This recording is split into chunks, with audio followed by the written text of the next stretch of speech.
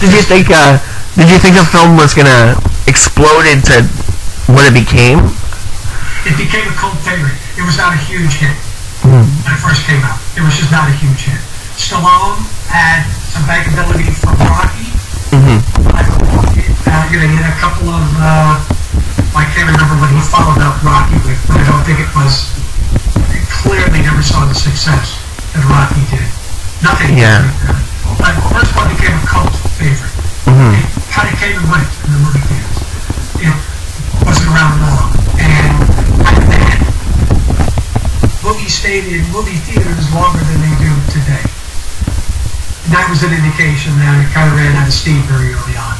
Yeah. But it became this cult thing. Which is why they went and did more. Because they knew that there were enough people out there to support this character suddenly going all over the world fighting evil. Yeah. It was funny, yesterday when you were saying, oh, I can see like the paparazzi's helicopter outside my house right now. Yeah. And in my head I'm like, maybe it was like a Rambogram. Because remember in the 80s they had those Rambograms where you could send a telegram by helicopter and someone would land on your lawn. Oh, neat. And come out, and that was pretty funny. It reminded me of that. I was like, it's a Rambogram. There you go. budMAURIZZI asks, he's a great friend of the show. Who asks this? Well, that was my question, but this next question is from budMAURIZZI. Hey, Bud. What's going on? Bud's a big fan. Fan of Bud's. And he was asking, what was it like working with Stallone? But you said you didn't really work with Stallone? Working? No.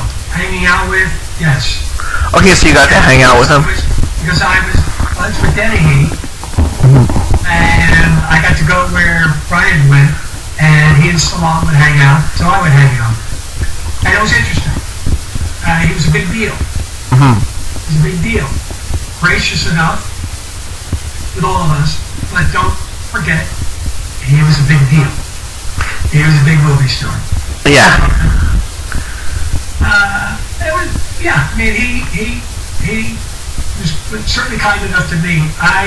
For a while, I was a member of a country club out here called Mountain Gate Country Club. And Stallone joined. I would see him playing. He'd play with one guy, one guy only. He'd be out there, and he loved golf. So one day, I'm in the parking lot. I'm heading in my car, and he's in his car, putting his clubs in his car. I went, hey, Sly, that's Sam. Oh, hey, how you doing? Hey, how you doing? Good. It's Lieutenant Clint Morgan, the first one. Oh, that's great. Oh, that's great. That was a good movie, wasn't it? That's my Stallone. Anyway, he asked what I'm doing now, and I said, well, producing films. Oh, I got some good ideas. Anyway, and I ran into him once with Dennehy.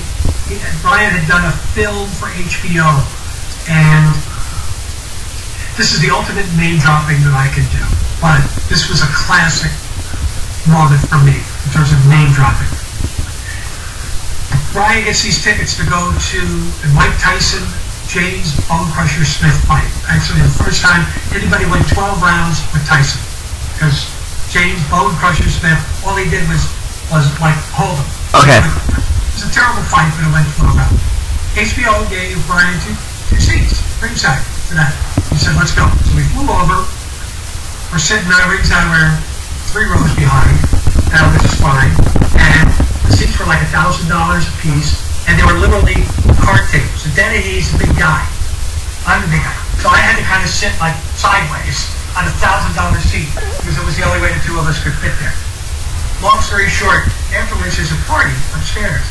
And at one point, I'm standing, me, Pat Stack, Lieutenant Clint Morgan, I'm standing with Brian Dennehy, Sylvester Stallone, John McEnroe, Robert Duvall, and Kevin Costner. Oh my God. And me, right? I'm not adding a whole lot to the conversation, as you can imagine. Anyway, we're talking, and Stallone again acknowledges how much he enjoyed, Lieutenant Clint Morgan, which was always great to hear. And at that point, they bring a guy over to the group, and I've never seen this group of superstars melt, and nobody could say anything, because they brought over Muhammad Ali. Oh my God.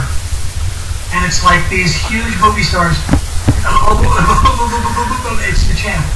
Anyway, he came, shook hands with everybody, including me, and then walked away. So, and what was the point? The point is, every time I've been with Sly, he's been a gentleman and kind to me. So, sweet. Yeah. His B-side to that question was like, because I know Sly gets into character a lot. With the crew, was he Rambo a lot of the time off the set? Was he like that?